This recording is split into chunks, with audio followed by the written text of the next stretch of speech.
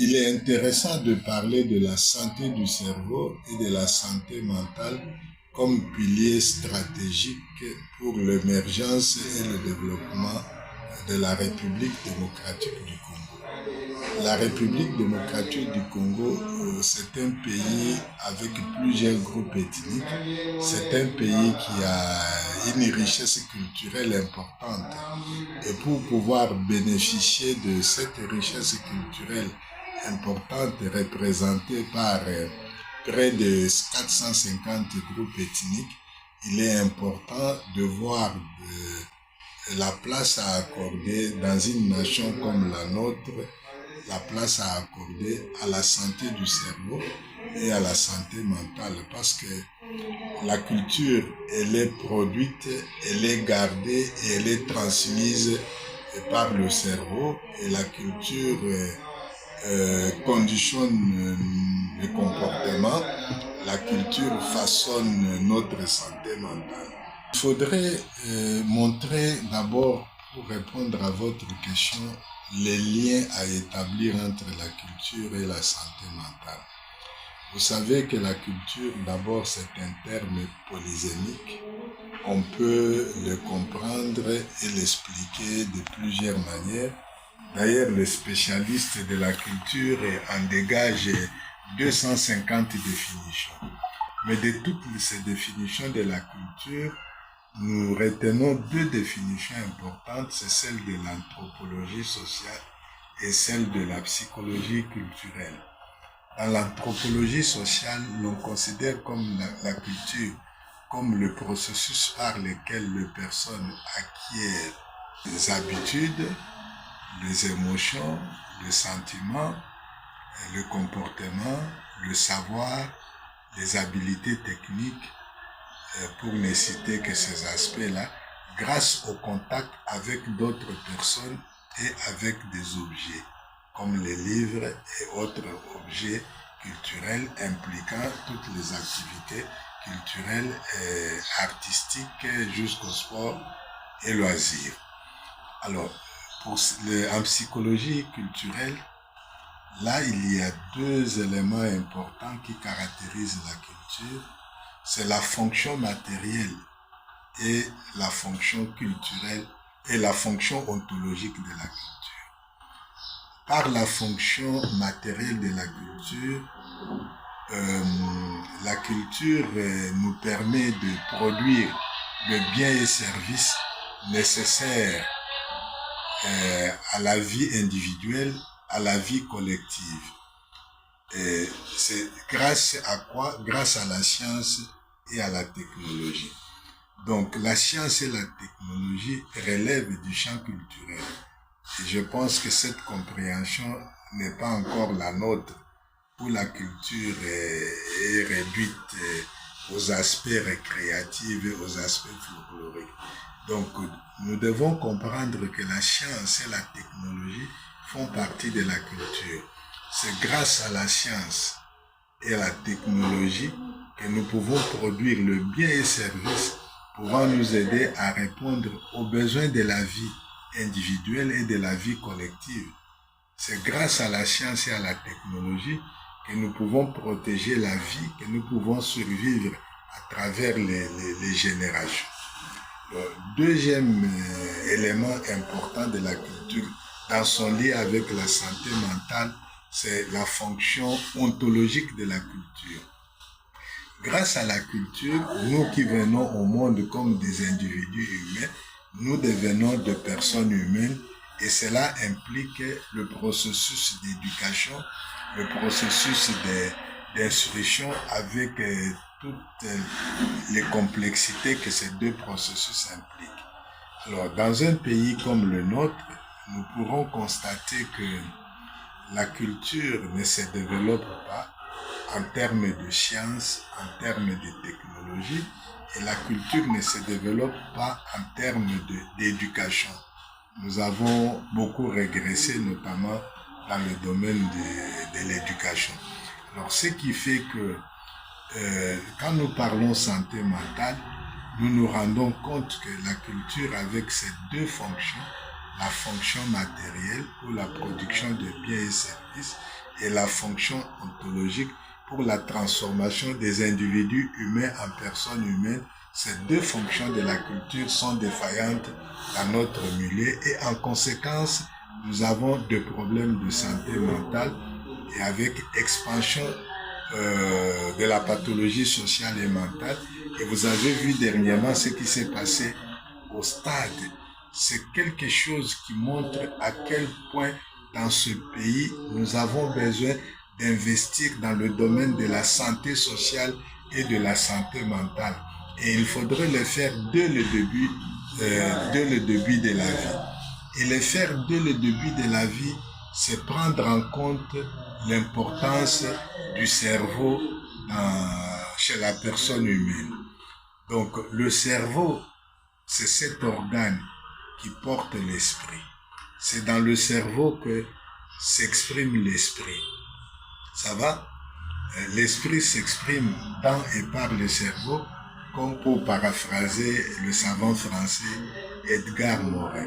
Et le cerveau, c'est un organe à mémoire que nous devons protéger depuis les temps de grossesse et à tous les âges de la vie.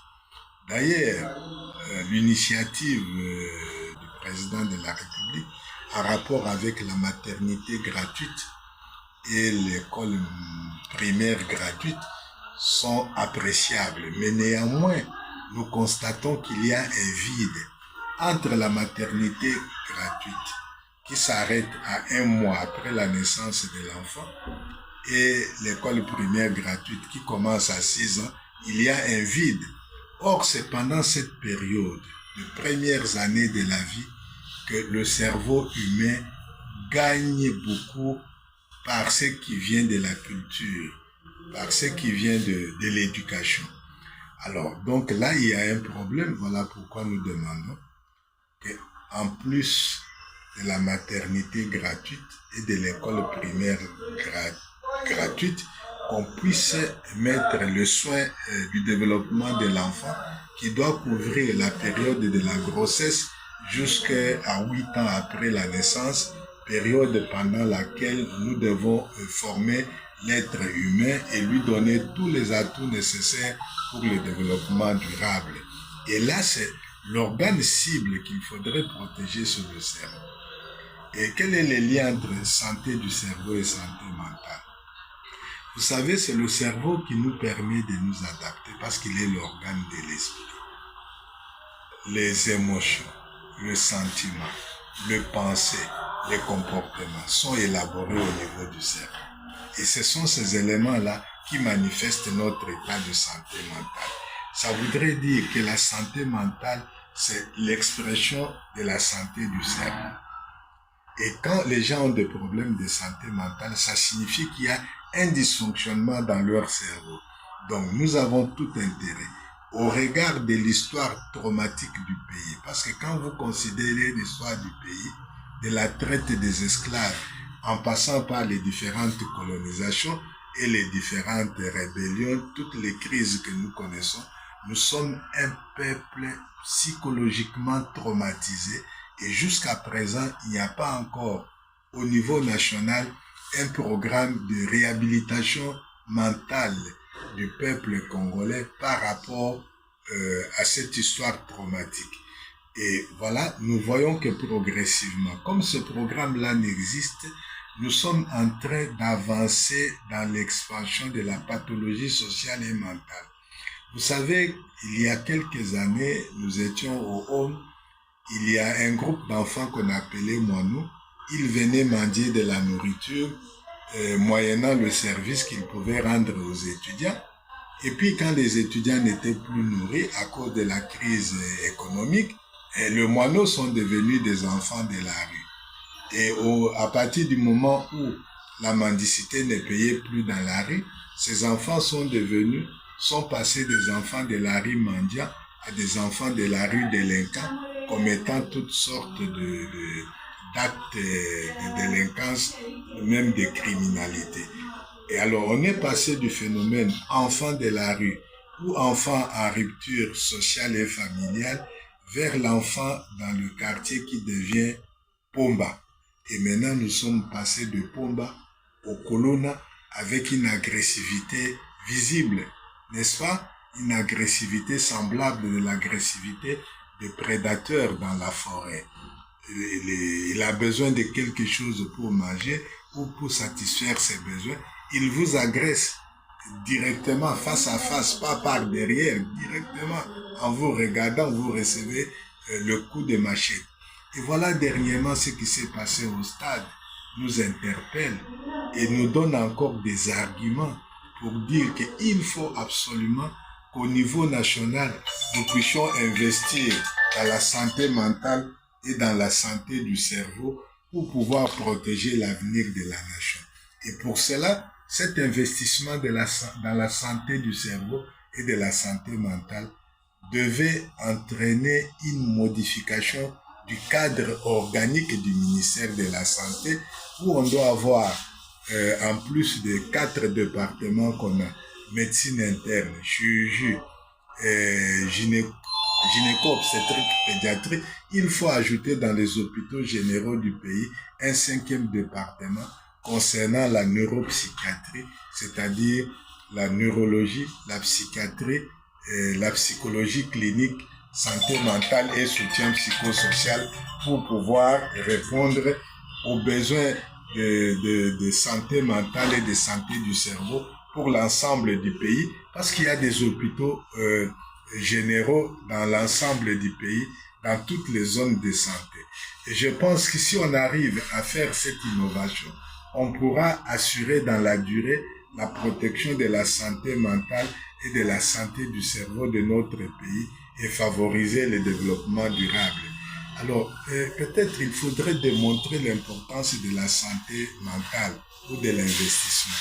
Vous savez qu'il est établi dans le monde, et c'est une évidence, la dépression, c'est une maladie très fréquente qui affecte jusqu'à 6 à 8% de la population mondiale. Et c'est une maladie qui a un impact économique, social, personnel important. Et alors, il est établi que quand on investit $1 pour soigner un déprimé, on en gagne 4. Mais posez-vous la question, monsieur le journaliste, combien de personnes sont déprimées dans ce pays? Je pense qu'il y a énormément de personnes déprimées dans ce pays, en commençant par les bébés jusqu'aux personnes de 3e âge. Des études que nous avons réalisées, bien que ça soit sectoriel, nous indiquent par exemple que chez les bébés, dans la première année de la vie, jusqu'à près de 7 bébés sur 10 ont les signes qui montrent que ces bébés-là sont déprimés.